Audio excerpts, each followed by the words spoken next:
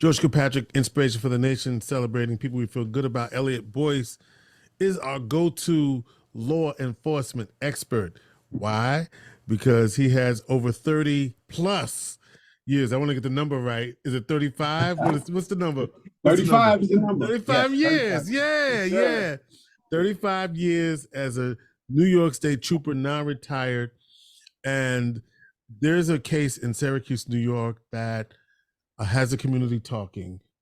Two teenagers, 15 and 17, Louet Mo and Dal Epit, were killed, right, by a police officer. They were alleged to be involved in some criminal activity, and that involved some burglaries. And so the deputy, Rosello, I believe his name is, was responding to the call. And there was a press conference after the youth were killed, where the sheriff, Toby Shelley, indicated that the officer feared for his life, and that that the people in the car who were accused of burglary, and they were watching him. They got a call, and he responded to it. And he said that the officer, that they tried to run him down, and that's why he shot at them, and that's why it was justified, and the sheriff stood by the deputy who shot these teens. Tragedy all around, but that he feared for his life, and that's why he took the actions that he did. Now, a couple of things here that we all know factually. So that's what the sheriff said.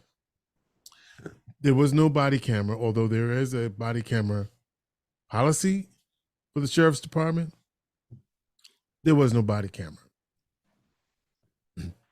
There also was no dash camera. Okay, so there was no other video evidence except for the fact that somebody had their camera on, which caught the incident, but we didn't see that video. And the sheriff's department note, from what I remember from the press conference, said that there was the only video that was available was of a homeowner, but they had not released it. And so, Eliot Boyce, retired Trooper Boyce, we had no other video evidence. Then, a couple of days ago, the Attorney General's office got a hold of this video evidence and showed the video and released the video to the public. And the video looks very different in many people's, well, I'm not going to say in many people's estimation. The video doesn't look like what the sheriff said happened, okay? Let's say it that way. So what has happened since, and we can go through what I saw and what many people saw, and you know, if you read what the Post-Standard wrote, and Syracuse Action Network, National Action Network, is actually calling Toby Shelley a liar and saying that they should, well, what did he say?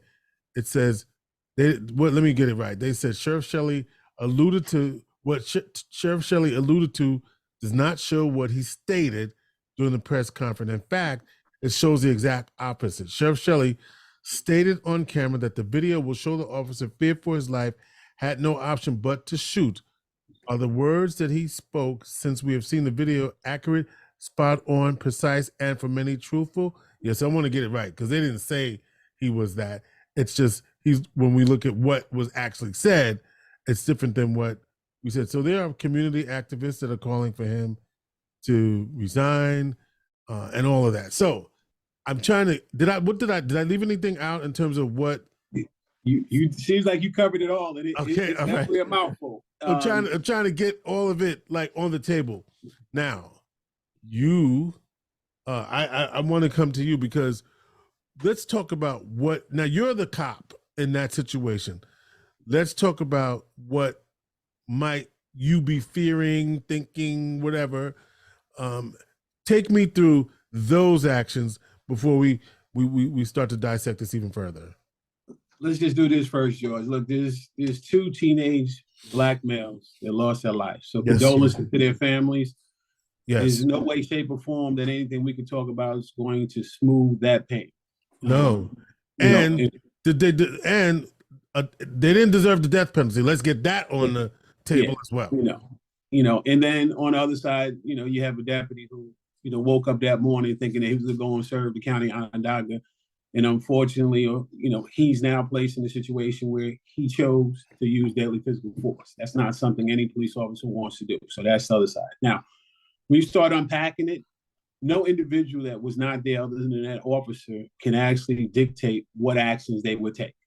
Now there's some procedures when you talk about the body cam, turning it on, what the policies are for the sheriff's department, how you can make things better as far as ensuring that those video cameras come on. I know some agencies have it where as soon as you remove your weapon, as soon as you activate your lights, as soon as you remove your taser, that body cam automatically comes on, which now eliminates a police officer who, in this particular situation, he's explaining that he feared for his life. That's the reason why he engaged with, deadly physical force. Mm-hmm. But sitting there as a police officer or as a person or anybody looking at the video, you can't say what you would have done in that moment unless you're looking through his eyes. So you just can't do that. Are there some things tactfully that could have been different? Yes. Diving out the way, that's an option. Maybe not moving the vehicle so close, that's an option. In no way am I indicting this deputy. What I'm saying is there are different options. And if it rose to the level where he felt that his life was in imminent danger, he utilized or chose to use deadly physical force, that is something only he has to be able to explain. So I could sit here and say, I'd have dove out the way and let the car drove away. I wasn't there. All right. So that's the thing we have to be mindful. But the video, I think the thing that the community relations has to understand, I know the, National Action Network, work with them, many different projects.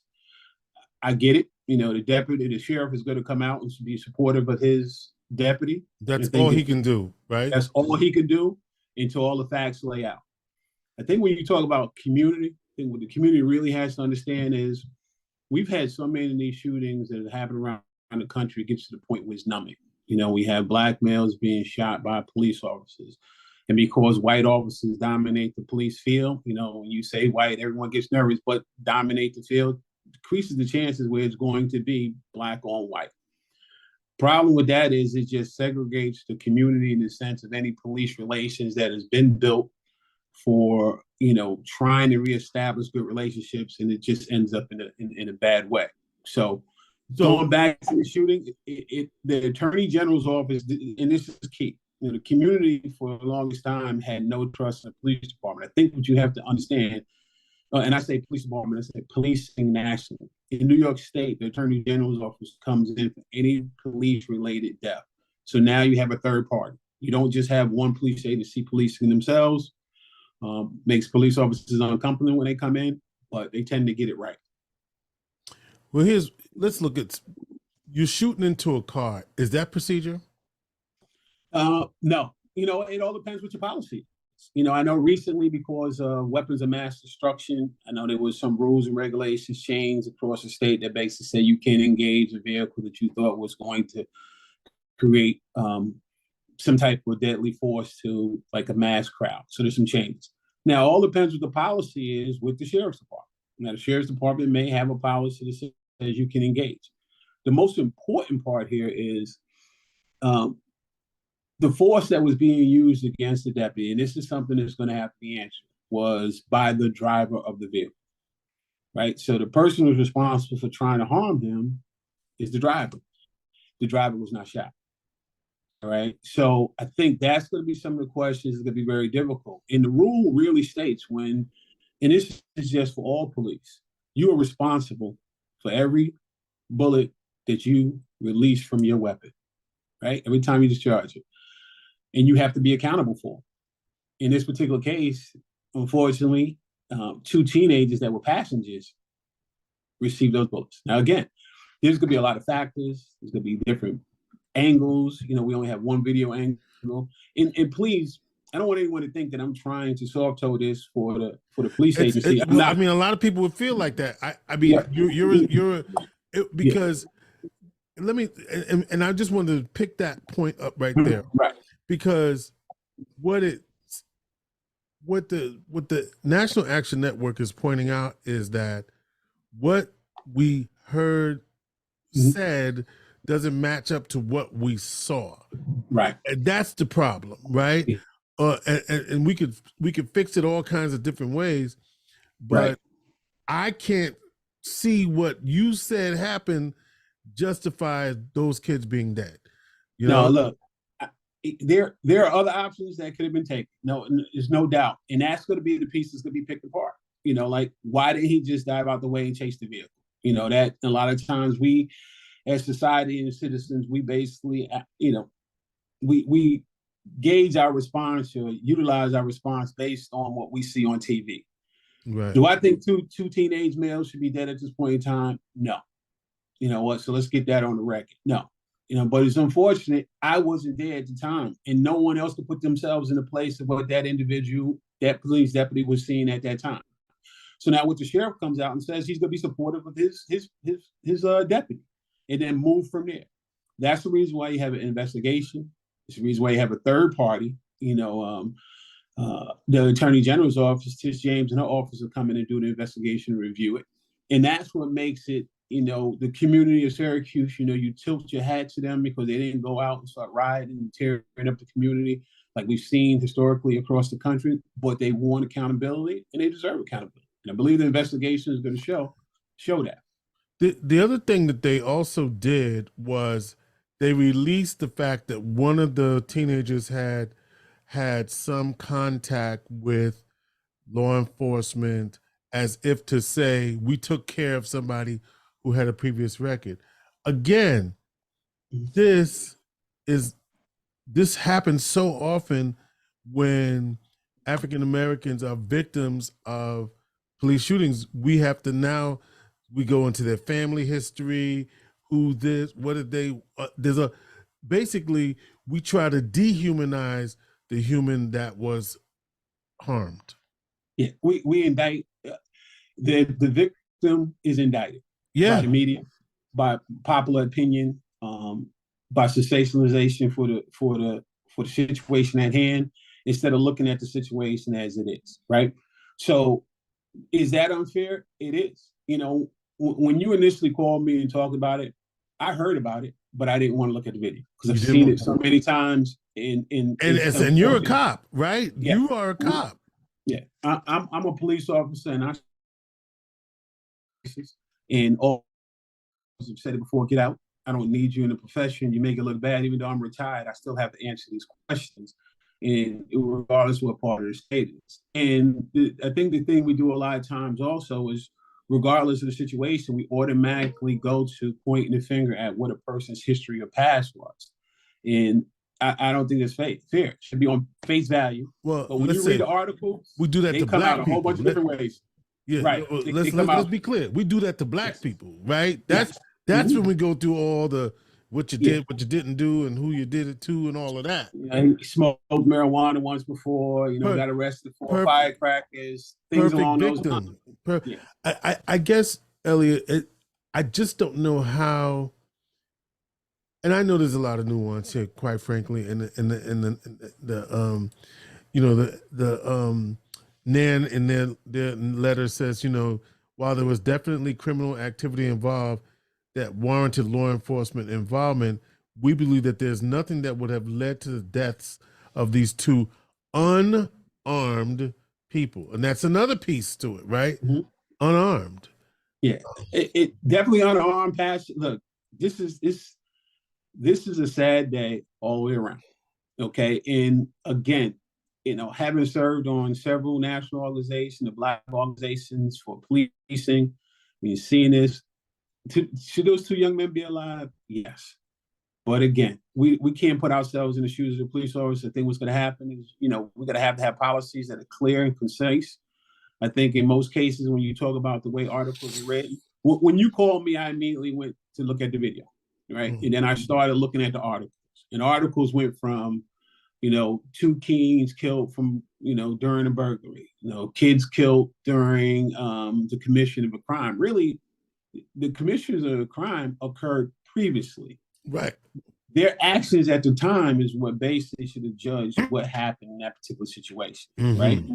And for whatever reason, the deputy chose, and he and only he is going to have to answer to his actions. right? And in answering to his actions, there's going to be criminal liability. And the thing I think also police officers have to, or people with citizens need to understand is this: you can't go in and say, "Hey, I made a mistake," because it's automatically a manslaughter charge, right? So it becomes, you have to defend all the way to the end and see what happens. One of the things that listening to it and hearing what happened is I've seen shootings in other cities in which the police officer completely emptied his clip or her clip. And when I say clip, their weapon, they had 18 shots, they shot all 18. So I think tactfully and some training that, probably most police officers go through, where they basically, you shoot and you assess, you re-engage. In this particular case, there was 3 rounds, and unfortunately 2 of them or 3 of them were fatal rounds into individuals. So there's going to be a lot the Attorney General's office is going to pick apart. But again, when you're talking about historically, what we're seeing, Black males, Black females being killed for basically at this time was an engagement, is something that we have to find a way to fix. And finding a way to fix it is that's the $1 million question. You on mute, George.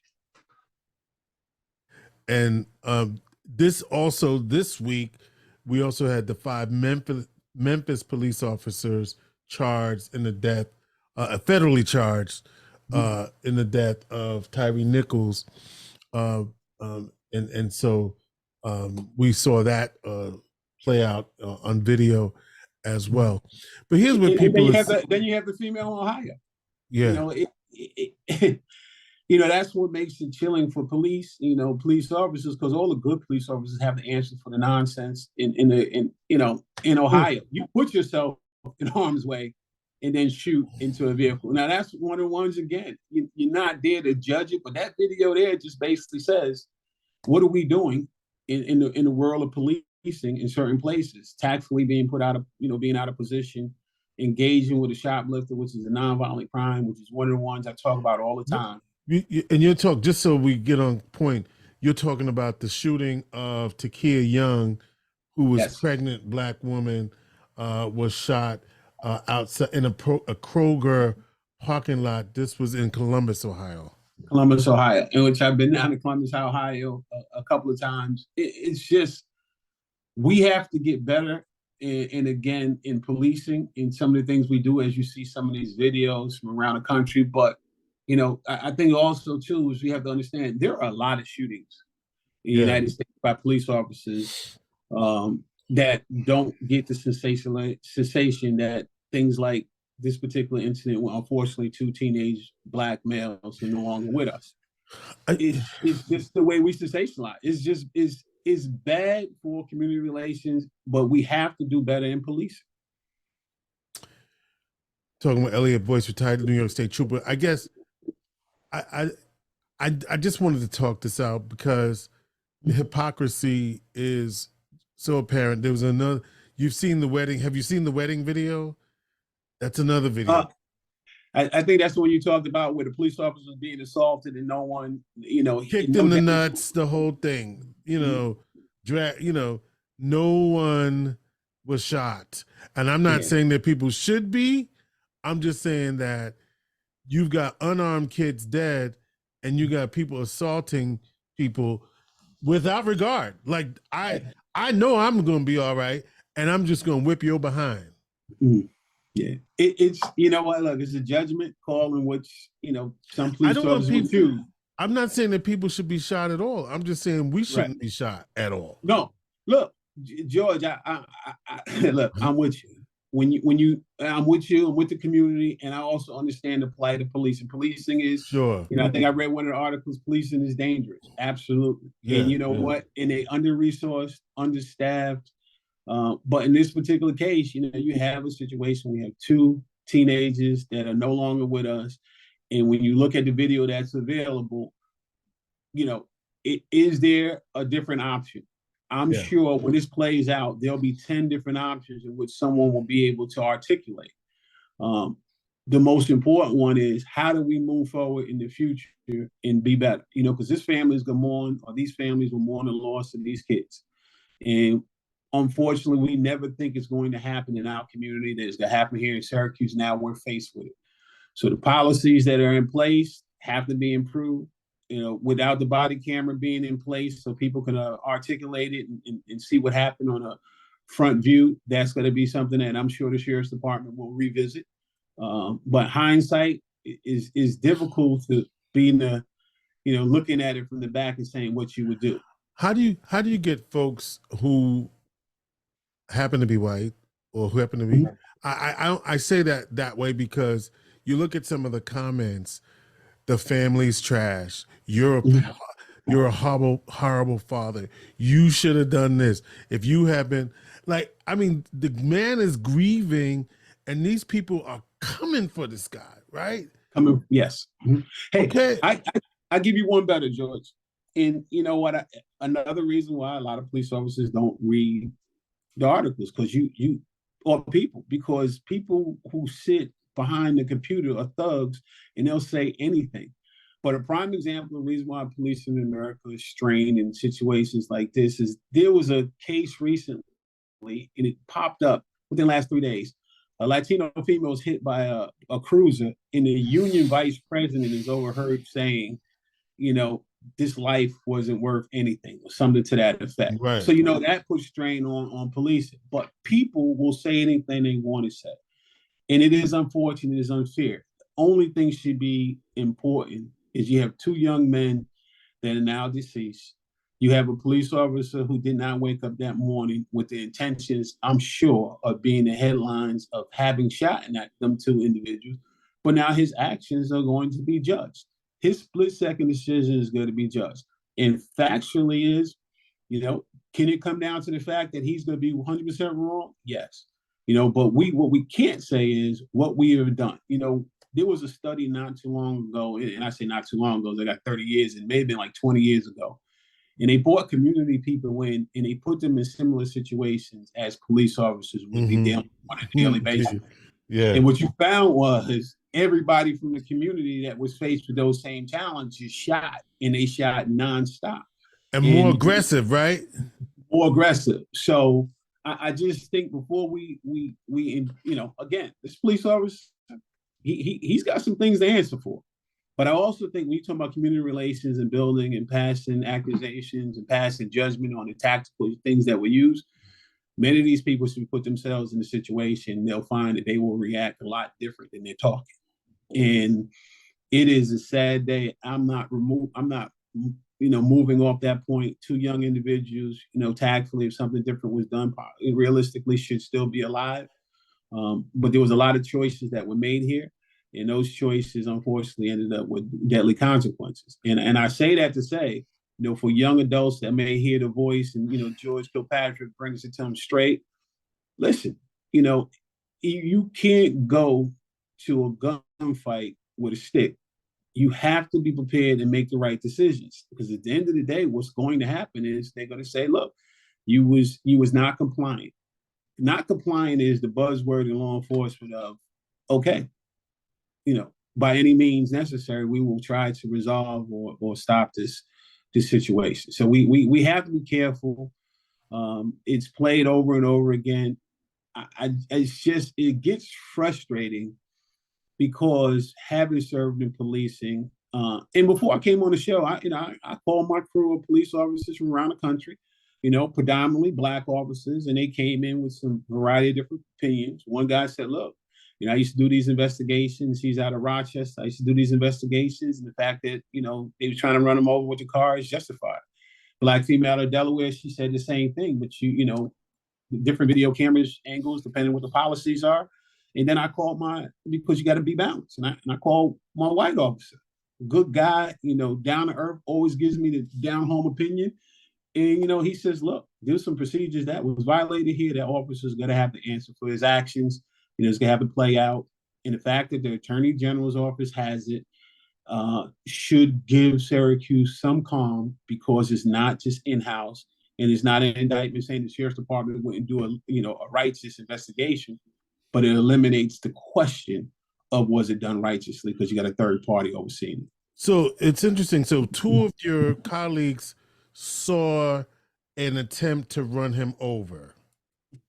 Yeah. What they saw was, they said if he can articulate that he was in fear for his life, imminent danger, because that vehicle backed up and then came out and came at him, that they think he would be okay. But what everyone leans on is, when you engage with your weapon, you have to be accountable for every bullet that comes out. But so this is where it gets tricky for me. Yes. Again, I'm not an officer, so I don't know the dangers of the daily, but to me, I'm going to tell you how I feel straight up, Eliot. When I feared for my life is I don't know what's the word I want to use? When that becomes the thing. In other words, in all of these situations, that's the thing that we hang on to. And when you use that, it becomes an excuse to kill, it seems to me. Because you hear that so often. I feared for my life. I feared for my life. I feared for my life. Okay? And I know that's a real thing. I ain't lying about that. Mm-hmm. But I hear that so much when it comes to the death of Black men. Yeah, it is, I guess what you were trying to say, it becomes the buzzword or the justification. Thank you. Right. Exactly. I was like searching for people to engage in a certain manner. Yes. It is it's let's take it down a little further. He was resisting arrest. So when you see these articles, the reason why I engaged in particular tactics, because he was resistant. They were not complying. These are compliant, resist arrest, yes. That you hear. But I think what we also have to be mindful of, yes, we hear a lot when it comes to Black people, Latino, and our communities. I just think because those incidents hit the newspaper, where it's happening, like you talk to some white males, they go, look, man, they beat me too. But what we're saying, when we talk about the Black community, we're talking about African-American community, yes, those become the buzzwords for police officers in many cases to justify using more aggressive tactics. Yeah. Did not comply, resisting arrest, which comes to, the extra charge on top of something that was a minor offense. I think my concern in policing is nonviolent crimes, which end up with people's death, is just time and time again, and it's always, in many cases, African Americans. So you see a traffic stop, someone dies, you say to yourself, there's absolutely no reason for it. Shoplifter, and you shoot into the front window, you say to yourself, that shouldn't happen. So things like that. Sandra Bland, who didn't put out a cigarette, and she basically now gets arrested, and she ends up in jail.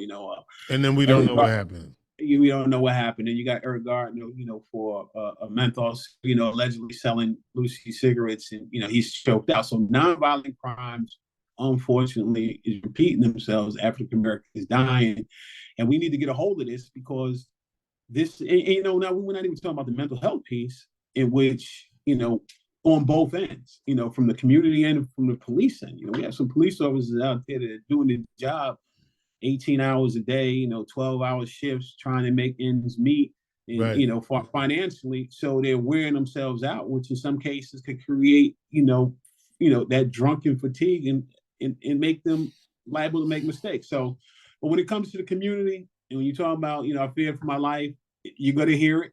And that's going to be the words that's going to be said that, really it's going to be defense for police officers. And, again, in the case of Memphis, this was not a white-Black thing. It was all Black officers, right? Right. So it has to do, what do you think what needs to happen we've got reforms, Cuomo put in these reforms for policing and all of that. Police departments are supposed to do certain things. You know what? Forget all of that. I'm sorry.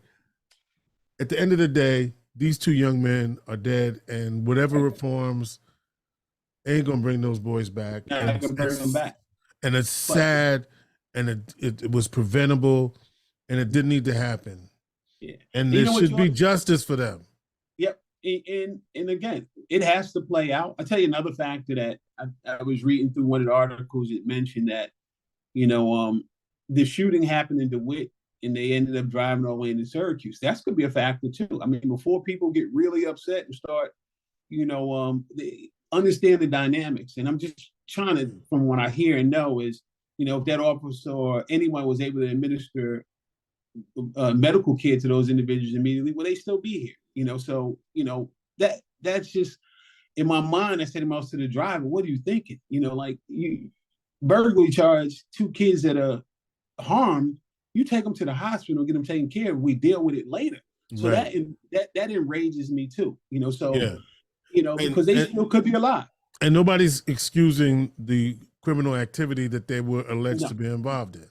And nobody's excusing that at all. Yeah, and you almost have to separate that. Because one thing got to do with the other. Right. Like, yes, they wanted for burglary, right? Or allegedly involved in burglaries.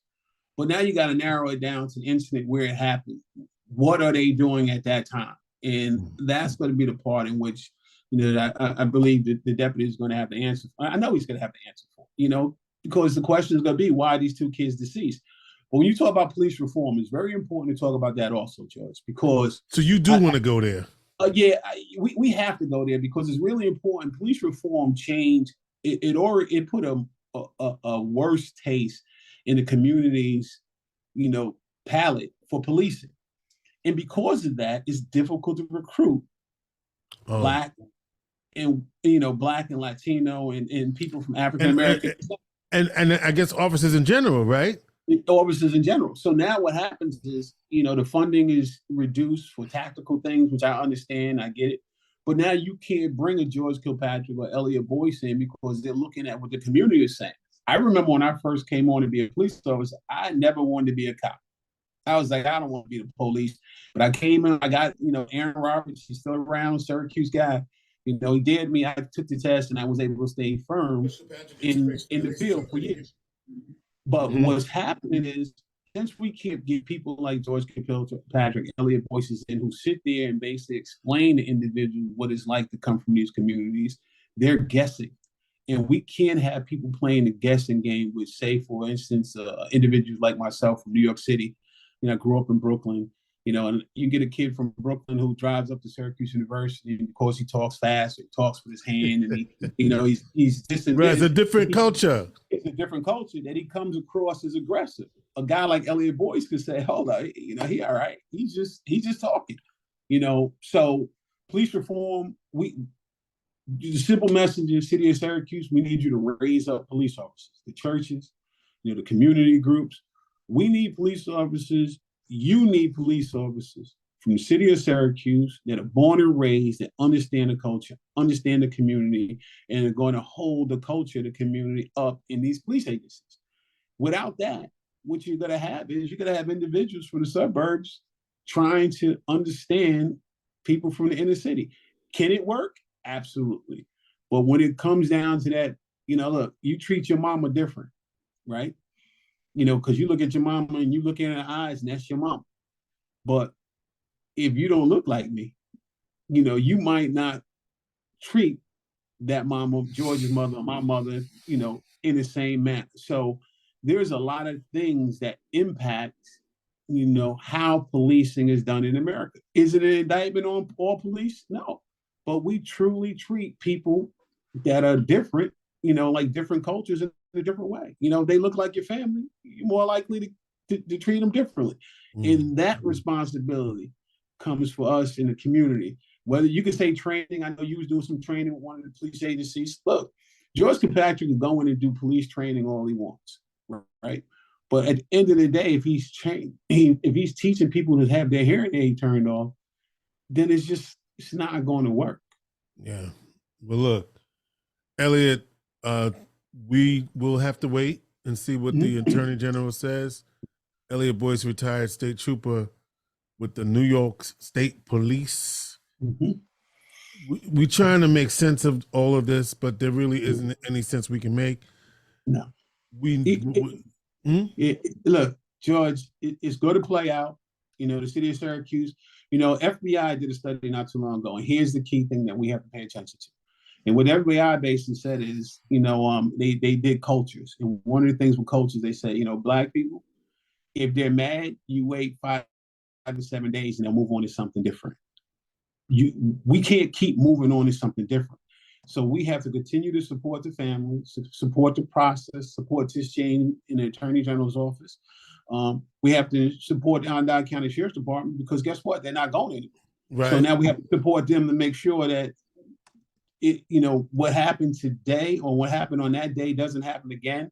That they have, they review their policies and see if adjustments need to be made, and move in that direction collectively. But a third party, Tish James, the Attorney General's office, again, most police officers are gonna be like, Eliot, you sold. I sell out. At the end of the day, it's simple.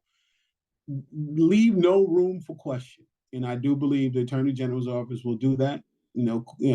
Congratulations, to the people of Syracuse for not tearing up Syracuse, or stay on it, stay focused.